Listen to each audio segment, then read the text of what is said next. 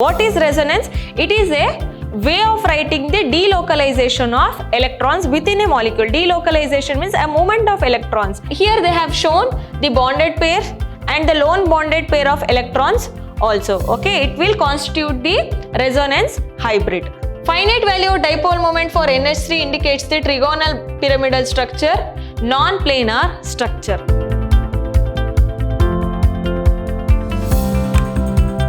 Hello everyone, this is Harshita Bhavasar from Vidyashram, PU College, Temple of Excellence. Today we are starting up session 2 from the chapter Chemical Bonding and Molecular Structure. In the last class, we have discussed about the introduction of chemical bonding, Kozul-Lewis approach, the types of chemical bonds. In that, ionic and covalent bond we have discussed. So today we are discussing about the resonance structures, polar character of a covalent bond and some of the points in Fejan's rule. This is resonance structures. What are resonance structures? Why we have to write so many resonance structures means, see, we have discussed about the Lewis structure, that is Lewis dot structure in the last session. In that session, we will write the dotted structures according to valency around the element. But experimentally, if you want to get a evidence with theoretical and experimental evidence, only one kind of writing, that is Lewis structure, is not enough. So we have to write the Lewis structures, that is the canonical forms of each compound structure. Okay, so we'll see. It is often observed that a single Lewis structure proves inadequate in reasoning out the experimentally determined parameters for the predicted structures. That's what I told. See, experimentally so many bonding parameters or so many parameters will be shown that cannot be proved by only writing Lewis structure. So we have to write various kinds of resonance structures. Resonance is a way of describing delocalization of electrons within certain molecules or polyatomic ions where the bonding cannot be expressed by a single Lewis formula. What is resonance? It is a way of writing the delocalization of electrons within a molecule. Delocalization means a movement of electrons. How it will be done within a molecule will be seen by writing various kinds of structures. Okay. For example, ozone molecule, that is O3. Okay, this is all are O3 molecules, right? But see here in the first structure, O and between single bond of oxygen and oxygen, it is having 148 picometer. Here double bond is having 121 picometer. Okay, but see here, same it is double bond. It has been twisted here. Double bond 121.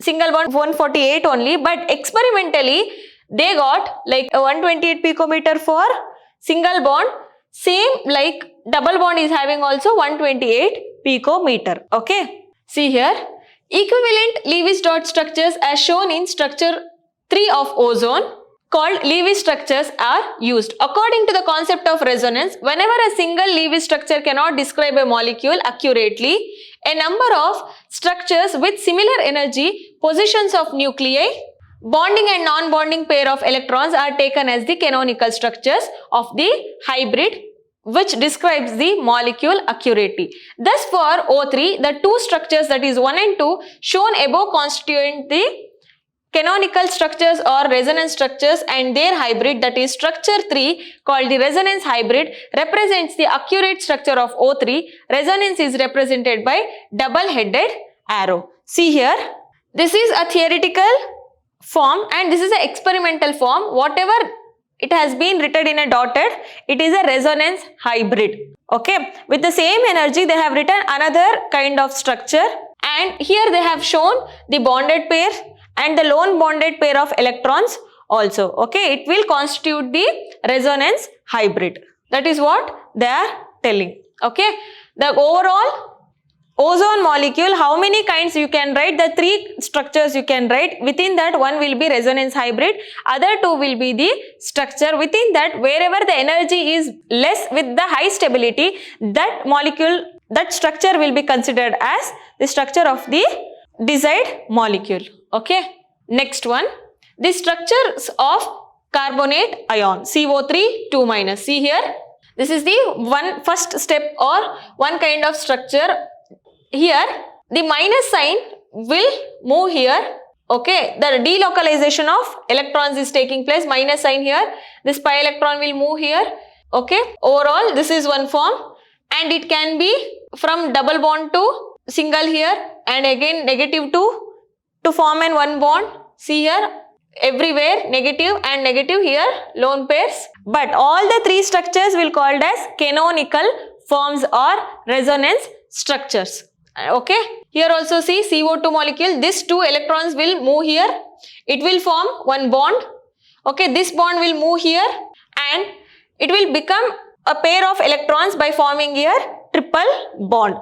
Okay, but actually this is a kind of molecule, that structure of a molecule, but these are two resonance structures, with one will be the resonance hybrid. Okay, it can be generalized as follows. Resonance stabilizes the molecule as the energy for the resonance hybrid is less than the energy of any single canonical structure. Whatever the resonance hybrid have been produced in that molecule structure, that is less than the energy of any single canonical structure. The resonance hybrid energy will be less than the other structures of the molecule.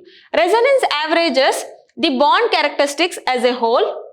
In the ozone molecule, we consider the energy of the O3 resonance hybrid is lower than the either of the two canonical forms, that is 1 and 2. Okay, how it will be averages? In the ozone molecule, that resonance hybrid, that is structure 3, is having less energy comparative to structure 1 and 2, that is canonical form 1 and 2 is having more energy comparative to structure 3rd canonical form of ozone molecule. The canonical forms have no real existence. Whatever we are showing the structures in the delocalization part, it doesn't have any real existence. Just we are showing how the delocalization, how the movement of electrons will be done. Only the real existence will be having the molecule or the structure is having more stability with least energy. The molecule does not exist for a certain fraction of time in one canonical form and in another instance in the another form. For example, you have seen ozone in 3 forms. Any 3 forms, it cannot be in a certain time also. It will be fluctuated for another form of canonical form. That's why we cannot see in real existence also. So another way, you cannot see for a long time also. It will be jumped for another canonical form till it gets the stability. This is what the resonance have been given so many statements. Next we will see the polar character of a covalent bond. When a covalent bond is formed between identical atoms, see here, polar character of a covalent bond means any molecule, it cannot be completely ionic, it cannot be completely covalent. Sometimes in a covalent bond, you can expect or you can see some of the ionic nature, or in ionic bond, you can observe some of the covalent nature. So, for that to show postulates or to show some of the points, exceptions, they have showed the polar character of a covalent bond. When a covalent bond is formed between identical atoms, okay, or atoms of having nearly same electronegativities, the shared pair of electrons are equally attracted by the atoms and the bond is said to be non-polar. Means here H and H or Cl and Cl or O and O. Whatever the same molecules with having same electronegativities, because similar atoms or same atoms, right? Identical atoms. So this bond is said to be non-polar. Here no charge separation will be there. Both the elements will be having same charges, right? That's why. Thus the bond between 2 H atoms or 2 Cl atoms or 2 O atoms or 2 N atoms is known as non-polar.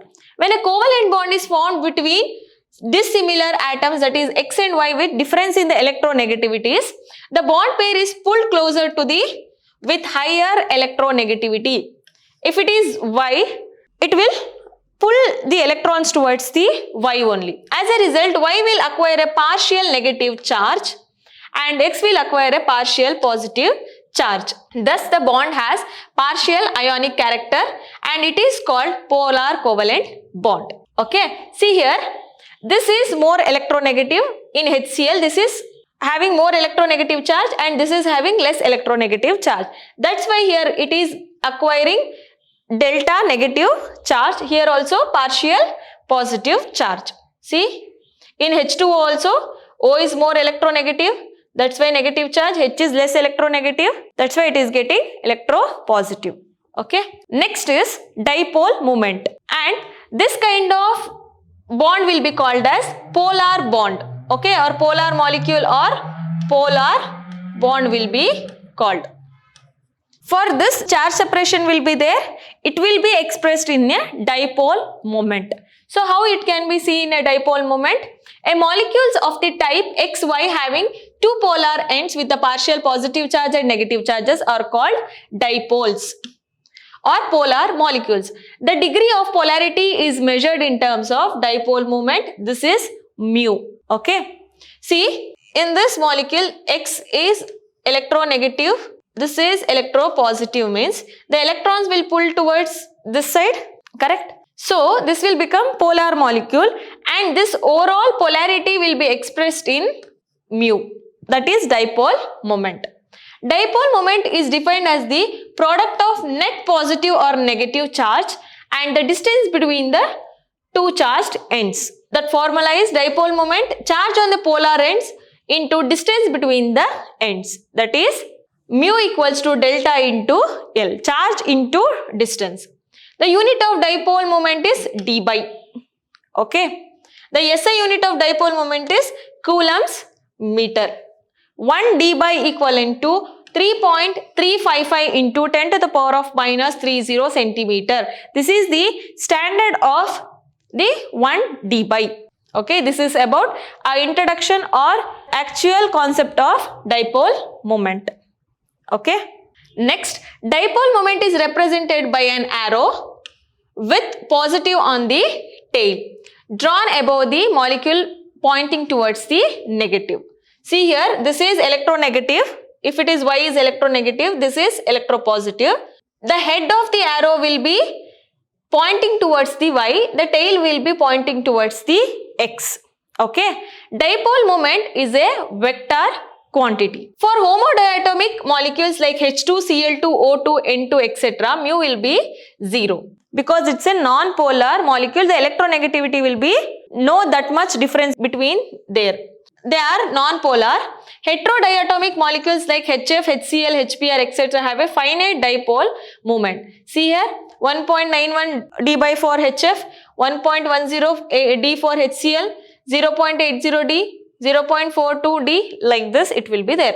Decrease in the dipole moment from the HF to HI is due to the decrease in electronegativities of the halogen atoms from F to I, means fluorine to iodine. Fluorine to iodine, the electronegativity will be decreased down the group. That's why the dipole moment will also decrease.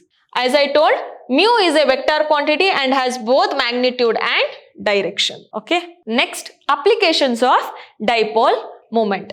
Measurement of dipole moment is helpful in predicting the geometry of the molecules. Whatever the dipole moment we will measure, or by the measurement of dipole moment, predicting the geometry of molecules. You can tell it is a square planar or bent or trigonal planar.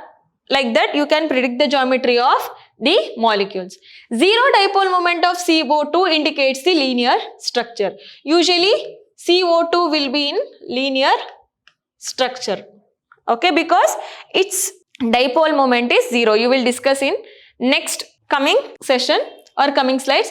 Zero dipole moment of BF3, C6H6 and CH4 account for their symmetric structure. Okay. BF3 means B, this is F. This is symmetric in nature. If you pass any line from plane, you will get complete same half. That's why it is symmetric. You cannot get that dipole moment value also. Finite value of dipole moments for H2O, SO2 rule out the possibility of a linear structure. For H2O, this is O, this is H. You cannot export the zero dipole moment. It is having some finite value. Finite value of dipole moment for NH3 indicates the trigonal pyramidal structure, non-planar structure. Okay, finite value would show these so many geometry or so many structures of molecules also. It is helpful in predicting the ionic character of a molecule. It helps to distinguish between polar and non-polar molecules also. Yes, it will distinguish between whether the molecule is polar or non-polar also. If it is mu equal to 0, then it will be non-polar. If it is mu is having some definite value of dipole moment, it will be polar. Next we'll see one by one the dipole moment of some of the molecules. Within that, CO2, that is carbon dioxide. CO2 molecule is linear and the two C double bond O bonds are identical. Hence the two bond dipole act in a opposite direction and cancel each other. Therefore the net dipole moment is the 0. See here, it is electronegative. Here also electronegative atom is present. So what will happen? The direction will goes in a opposite side in a equidistant way. So it will cancel out.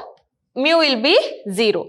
Although the molecule has a polar covalent bonds, the net dipole moment is 0. It is a covalent bond, it is having polar in nature, okay? But then also in the opposite way it cancels out. So its dipole moment is 0. It will be considered as non-polar molecule. It is having polar covalent bond, but due to the cancellation of the charges, it will be considered as non-polar molecule, okay?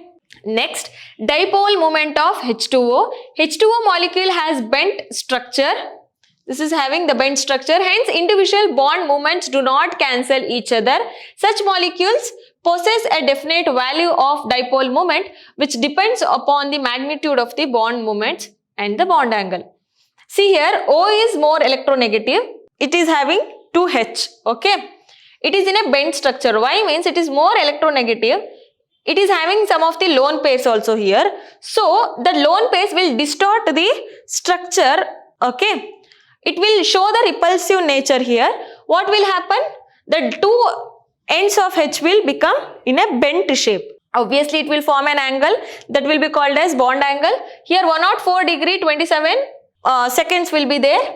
This is the resultant dipole. It is in the showing in a opposite structure, right.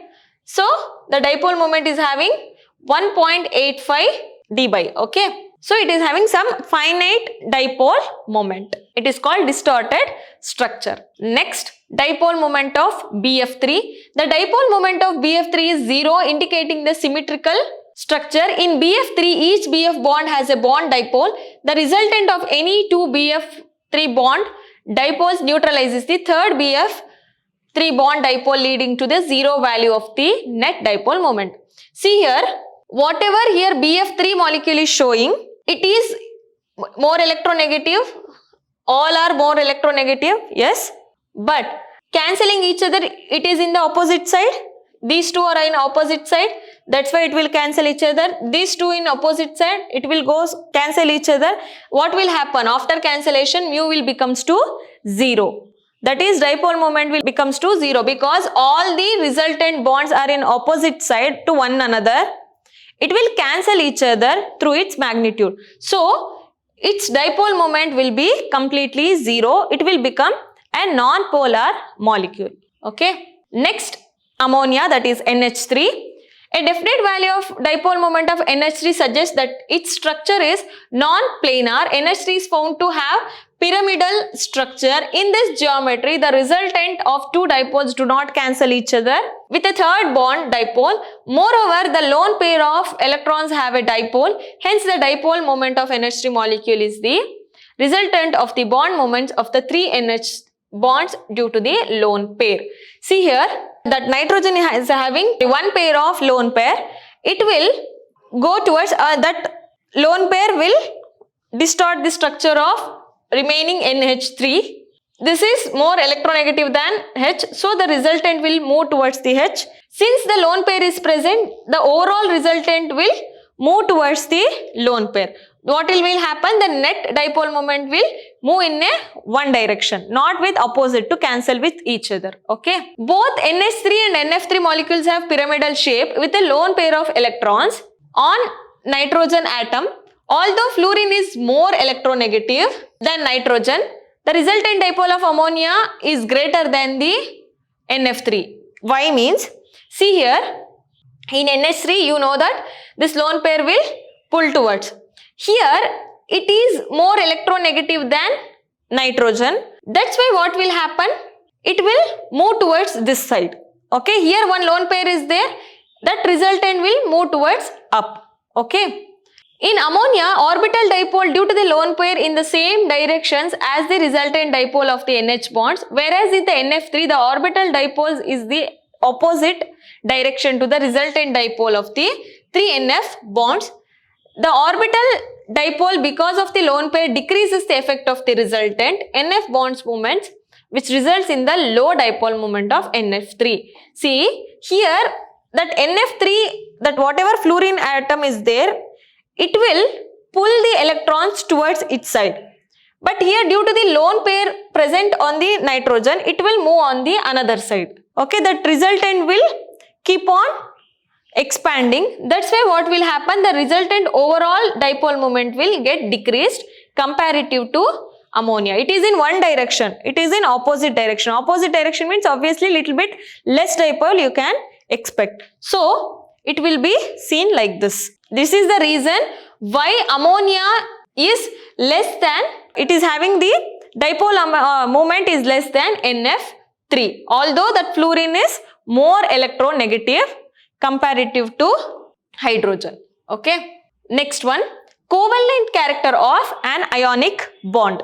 I have told already, in so many molecules you cannot say it's completely ionic, it can completely covalent. In some of the covalent character or some of the ionic character, you will see some characteristics of covalent nature. How you can see in this part, that will be called as Fejan's rule.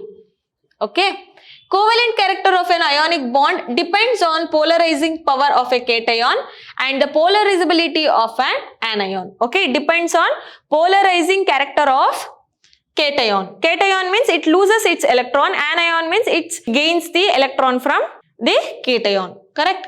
The greater the polarizing power and the high polarizability favor covalency in an ionic bond. The electron losing character of cation, electron gaining character of an anion is greater. It favors the formation of, or it favors the covalency in ionic bond. According to Fejan's rules, a small cation favors the covalent character. Yes, cation is getting smaller means it's losing its electrons. It favors the covalent character. Sharing of electrons will be more. For example, among LiCl and KCl, LiCl is more covalent while KCl is ionic because LiCl is having small size. Larger the anion favors the covalent bond because it's gaining the electrons. That's why LiF, LiCl, LiBr and Li. Between these, lithium iodide is more because its size is more. See here, larger charge on either ion, both the ion favors the covalent character. Whatever the charge is present in the both side, if it is charge is more, the covalency will be favored. Okay. This is ionic, this is covalent because of the transfer of electrons. Covalent character is favored if the cation does not have noble gases configuration. For example, copper chloride and NaCl, copper plus ion has greater polarizing power than Na plus. Hence, copper chloride has covalent character while NaCl has ionic character. Means covalent character is favored if the cation does not have noble gas configuration. If the element or compound is having noble gas configuration, it will be in octet configuration. Correct? The electrons will be completely fulfilled. That means if the cation is having that configuration, it will be favored for the formation of covalent character. Next, applications of Fejan's rule. Whatever we have seen, larger of cation should be there, smaller of cation should be there, larger of anion should be there, and it should be covalent. The two atoms should be have larger charges. These are all things we have seen. So, what is the application we are seeing now? If the polarizing power of a cation increases, there is a subsequent increase in the polarization, leading to an increase in covalent character of a ionic bond. This results in a decrease in the melting point and solubility and increases in the tendency to impart color. whenever the polarizing power of a cation will increase, automatically it will increases the polarization, and it will increase the covalent character of a ionic bond also. So it results in a decrease of melting point as well as imparting to the color, the tendency. Okay. See here, covalent character. Barium chloride is greater than magnesium chloride, is greater than calcium chloride, and strontium chloride than barium chloride due to the increase in the size of a cation. Here, if you see, the cation size has been increased. That's why the covalent character of barium chloride is more comparative to barium chloride, that is beryllium chloride. Okay. Here, sodium oxide is less than sodium sulfide because the size of O is less than sulfur. That is, oxygen is less than sulfur. Sodium chloride is less than silver chloride since sodium cation has noble gas configuration, while Ag plus, that is silver, has a pseudo-noble electronic configuration. Okay. Whenever the electronic configuration is comparative to noble gas, its size will be same. Means it will not decrease or it will not increase. Okay. Next, what about the melting point? Tin chloride is greater than tin tetrachloride because tin tetrachloride has more covalent character due to +4 oxidation state. Therefore, tin chloride is a solid while tin tetrachloride is a liquid. Melting point in which it will be more? In tin chloride only more. This is same. Whatever the reason is there, that's what only lead chloride and lead tetrachloride. For melting point of ionic solids, do consider the lattice energy as it can give rise to a exceptions. Lattice energy, you know, to break the crystal you need some energy, that is called lattice energy. So they are telling for the ionic solids, you consider that lattice energy more than the above characteristics. Next is solubility. See here, BF2 is greater than Cl2Br2I2 due to the increase in size of an anion, the covalent character will be increased. You know that greater the size of anion, covalent character will decreases. That's what they are telling here. This is due to +3 oxidation state, that is ferric hydroxide state. It shows the covalent character is more. And here oxidation exceptions are hydration enthalpy with respect to solubility of ionic solids. Hydration enthalpy means it will should in water, right? That is hydration enthalpy. This is imparting color or color tendency, covalent character in fluorine, chlorine, silver bromine, silver iodide and silver sulfide. The tendency here, covalent tendency, if getting more means color is also getting less means colorless, little bit more white, little bit more light yellow means covalent character increases means the color imparting tendency also automatically get increased. Okay, this is about the Fejan's rule and its applications. So in the next class, you will study about the complete geometry of covalent molecules and the VSEPRE theory and valence bond theory. I hope you have completely understood what I have taught today. So we'll meet in the next session. Thank you.